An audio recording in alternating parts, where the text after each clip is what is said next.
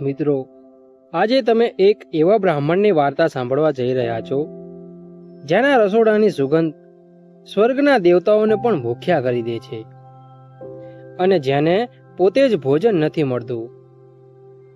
અઠૈયા બ્રાહ્મણના પહેલા ભાગમાં તમે જોયું હતું કે બ્રાહ્મણ અઠૈયાના કારણે ગુરુ બધા દેવતાઓને જોઈ શકે છે. આ કારણે ગુરુ અઠૈયાને ખૂબ પ્રેમ કરે છે. એક દિવસ ગુરુ 10 વર્ષની તપસ્યા કરવા માટે હિમાલય જવા નીકળે છે. તે અઠૈયાને કહે છે, અઠૈયા, હું તપસ્યા કરવા માટે હિમાલય જઈ રહ્યો છું. આજથી તું આશ્રમની સંભાળ રાખ. એકાદશીનું વ્રત રાખવાનું ભૂલતો નહીં. મારા શબ્દો યાદ રાખજે. અને હા, ઠાકોરજીને ભોજન આપવાનું ભૂલતો નહીં. હા ગુરુજી. ગુરુ ત્યાંથી નીકળી જાય છે. થોડા દિવસો પછી એકાદશી આવે છે અને અઠૈયા વિચારે છે, ચાલો આ વખતે એકાદશીનો ઉપવાસ કરીએ. અઠૈયાનું બીજું મન કહે છે, અરે અઠૈયા, તું ખાવ ધરો છે જે 20 કિલો રોટલી ખાય છે. શું તું એકાદશીનો ઉપવાસ રાખી શકીશ? જો ઉપવાસ તોડવામાં આવે તો તે ભયંકર પાપ હશે, ખરું ને? અઠૈયા, તે તારા ગુરુને પહેલેથી જ કહ્યું હતું કે તું ઉપવાસ કરી શકતો નથી, તો તું શા માટે ચિંતા કરે છે? હું આ વિશે ભૂલી ગયો. ગઈ એકાદશીએ ઘણી ભીડ હતી, તેથી હું ભરપેટ ભોજન ન ખાઈ શક્યો. આ વખતે હું થોડું વધારે રાશન લઈને જંગલમાં જઈશ અને રસોડું શોધીશ. અઠૈયા બજારમાં જવા નીકળે છે. રામ રામ દુકાનદાર ભાઈ. રામ રામ અઠૈયા બ્રાહ્મણજી. મને કહો કે હું તમને કેવી રીતે મદદ કરી શકું? દુકાનદાર ભાઈ, મને કેટલાક રાશનની જરૂર હતી. મને કહો બ્રાહ્મણજી, હું તમને શું આપી શકું? અઠૈયા બજારમાં જવા નીકળે છે અને એક દુકાનમાં જાય છે અને કહે છે, અરે દુકાનદાર ભાઈ, મને 20 કિલો લોટ, 10 કિલો ચોખા, 5 કિલો ઘી અને 5 કિલો દાળ પેક કરો. અરે અઠૈયા, શું આશ્રમમાં સામુદાયિક ભોજન સમારંભ છે? તમે આટલો બધો સામાન લઈ જઈ રહ્યા છો? તમારે આ બધી વસ્તુઓની જરૂર નથી. તમારે શબ્દો સાથે શું લેવા દેવા છે? તમારું કામ સામગ્રી પૂરું પાડવાનું છે, તો મને આપો. અઠૈયા ગુસ્સે કેમ થઈ રહ્યો છે? મેં ફક્ત આકસ્મિક રીતે પૂછ્યું છે. આ તમારી સામગ્રી લો અને મારા પૈસા આપો. ઠીક છે દુકાનદાર, તમારા પૈસા લો. અઠૈયા બધી સામગ્રી લઈને જઈ રહ્યો છે, વિચારીને ખુશ છે કે રસોઈ કર્યા પછી તે ભરપેટ ભોજન કરશે. પણ અચાનક તેને યાદ આવે છે કે રસોઈ કર્યા પછી મારે ઠાકોરજીને ભોજન આપવાનું છે અને ઠાકોરજી કોણ જાણે કોને આમંત્રણ આપે છે અને હું ભૂખ્યો રહી ગયો છું. ગુરુદેવના ઠાકોરજી વિશે હું શું કરી શકું? ચાલો આ કરીએ. આ વખતે રસોઈ કર્યા પછી હું ઠાકોરજીને રાત્રિ ભોજન માટે આમંત્રણ નહીં આપું. વાંસ ગયો હશે અને વાંસળી વગાડવામાં આવશે. આ વિચારીને અઠૈયા રસોઈ શરૂ કરે છે. અઠૈયાના રસોઈની સુગંધ આખા બ્રહ્માંડમાં ફેલાય છે અને સ્વર્ગના બધા દેવતાઓ તેના વિશે વાત કરવા લાગે છે. સુગંધ સૂંઘીને નારદ બૂમ પાડે છે, નારાયણ નારાયણ! અઠૈયાના રસોડામાં કેવી સુગંધ છે! એવું લાગે છે કે આજે આપણે ફરીથી ભોજન કરીશું. જંગલમાં ભગવાન રામ સીતાને કહે છે, જાનકી, હું અઠૈયાના રસોડામાં ગયાને ઘણા દિવસો થઈ ગયા છે. મને ફરી એકવાર અઢૈયાના રસોડામાંથી ખાવાનું મન થયું છે. હા સ્વામી, અઢૈયા ફરીથી રસોઈ બનાવી રહ્યો છે. ઓ જાનકી, અઢૈયા તે આ વખતે મને રાત્રિ ભોજન માટે આમંત્રણ નહીં આપે. તેને લાગે છે કે તે દર વખતે આપણા કારણે ભૂખ્યો રહે છે. સ્વામી, અઢૈયા તમારા સૌથી પ્રિય ભક્ત છે. જ્યારે તમને ત્યાંના કંઈ પણ કહેવાથી વાંધો નથી, ત્યારે તે તમને ખાવાથી કેવી રીતે રોકી શકે?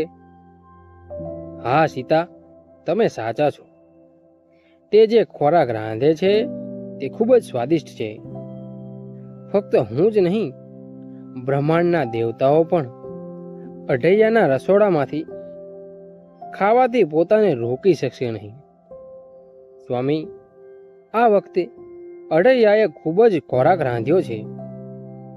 હા દેવી, અઢૈયાને ખબર નથી કે આ વખતે દેવતાઓની સંખ્યા વધુ વધવાની છે. તો સ્વામી, આ વખતે ભોજનમાં કોણ આવશે? રાહ જુઓ દેવી, આજે હું પેટ ભરીને ખાવા જઈશ. આજે ભલે ઠાકુર 10-20 માણસો લાવે, પણ જ્યારે તે આવે ત્યારે મારી પાસે પૂરતું ભોજન છે. આવો, મારું ભોજન તૈયાર છે. મને ઝડપથી થાળી ગોઠવવા દો. ઓહ મિત્ર, મારે શું કરવું જોઈએ? મારે ઠાકુરને કહેવું જોઈએ કે નહીં? જો હું નહીં કહું તો ગુરુજી ગુસ્સે થશે. મને તેમને કહેવા દો. ગુરુજીના ઠાકુર, આવો અને ખાઓ. અઢૈયાનો અવાજ સાંભળીને ઇન્દ્રદેવ પહેલા રસોડા પર પહોંચે છે. અરે ભાઈ, તમે કોણ છો? તમે મારા ગુરુજીના ઠાકુર નથી તો પછી તમે કોણ છો? હું ઇન્દ્રદેવ છું. કયો ઇન્દ્રદેવ? હું કોઈ ઇન્દ્રને ઓળખતો નથી. મેં તમને પહેલા ક્યારેય જોયા નથી. મારું નામ ઇન્દ્રદેવ છે. હું વરસાદ કરું છું. ઠીક છે, ઠીક છે. હવે તમે આવ્યા છો તો એક બાજુ બેસો. મને ખબર નથી કે આજે બીજું કોણ આવવાનું છે.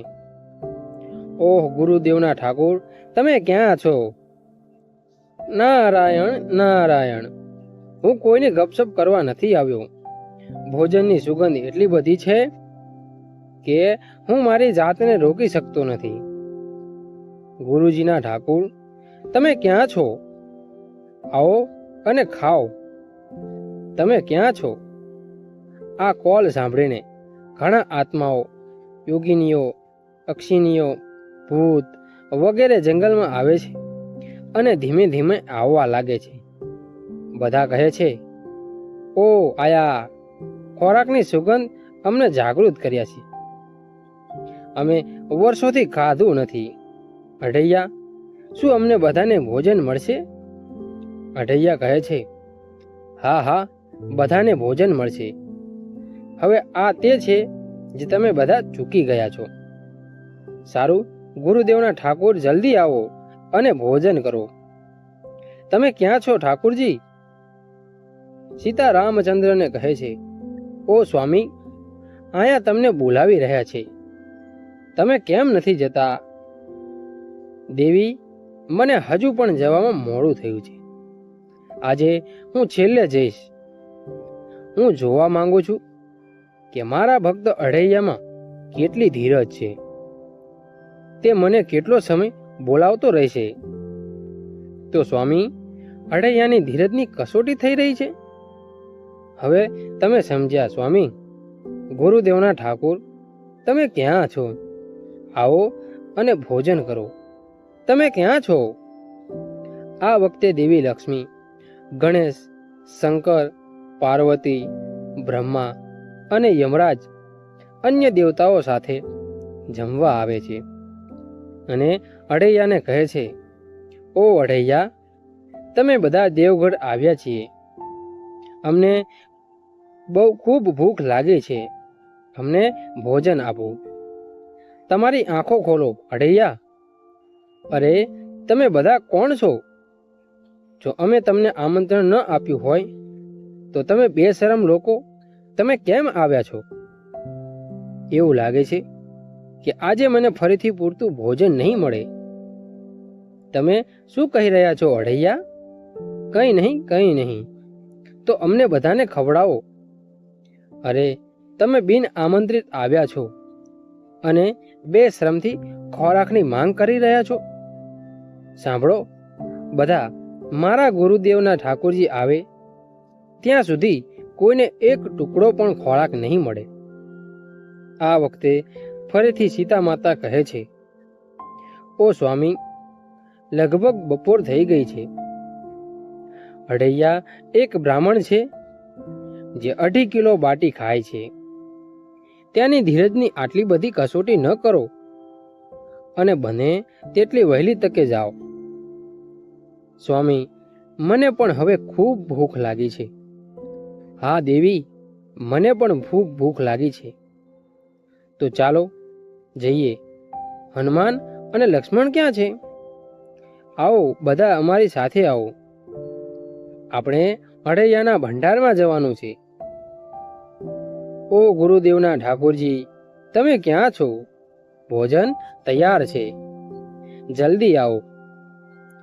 ગુરુદેવના ઠાકોરજી અઢૈયા આંખો ખોલો અને કહે છે, ઓ ગુરુદેવના ઠાકોરજી, તમે આવવામાં આટલા મોડા કેમ છો? આ વખતે હું દૂરથી આવી રહ્યો છું, એટલા માટે પહોંચવામાં આટલો સમય લાગ્યો. આવો ઠાકોરજી, પ્રસાદ લો. ભગવાન રામ જમવા બેસે છે ત્યારે તેમના પર ઘણા રાક્ષસો હુમલો કરે છે, જેઓ ખોરાક પર હુમલો કરે છે. ભગવાન રામ તેમના તીરથી એ બધાને ભગાડે છે અને પોતે ખોરાક ખાય છે અને હાજર અન્ય બધા દેવતાઓને પણ ખવડાવે છે. આ વખતે દેવતાઓ, ભૂત અને આત્માઓની સંખ્યા એટલી બધી વધી જાય છે કે અઢૈયા માટે એક પણ ખોરાકનો ટુકડો બચતો નથી. આ વખતે પણ અઢૈયા ભૂખ્યો રહે છે, પરંતુ આ વખતે અઢૈયાનું ભોજન ખાધા પછી બધા દેવતાઓ અઢૈયાને આશીર્વાદ આપે છે કે હે અઢૈયા બ્રાહ્મણ, આખા બ્રહ્માંડમાં તમારા જેવો બીજો કોઈ રસોઈયો નહીં હોય. અને જ્યારે પણ કોઈ પ્રાણી સાંસારિક ભોજન અથવા કોઈ પણ શુભ વિધિ કરે છે જેથી તેમનું રસોડું સલામત અને સ્વાદિષ્ટ રહે, ત્યારે તમારા નામે રસોડા પાસે એક નાળિયેર, થોડા ઘઉં અને પાણીનો એક નાનું વાસણ મૂકવામાં આવશે. જે રસોઈયા આમ કરવામાં નિષ્ફળ જાય છે ત્યાંનું રસોડું ન તો સલામત રહેશે કે ન તો સ્વાદિષ્ટ, અને આત્માઓ ખોરાક ખાઈ જશે. આ બધા દેવતાઓનો તમને આશીર્વાદ છે. બધા દેવગણ અઢૈયાને આશીર્વાદ આપે છે અને તેઓ જાય છે. સાંજ પડી ગઈ છે. અઢૈયા પોતાને કહે છે, જો મેં હમણાં જ એકાદશીનું વ્રત રાખ્યું હોત તો સારું થાત. આમ અઢૈયાનો એકાદશી વ્રત પૂર્ણ થાય છે. આજની યાત્રા અહીં પૂર્ણ થાય છે, પરંતુ વાર્તાઓને માર્ગ હંમેશા ચાલુ રહે છે વાર્તાલોક સાથે. તો મળીએ ફરી એક નવી કથા સાથે. આભાર.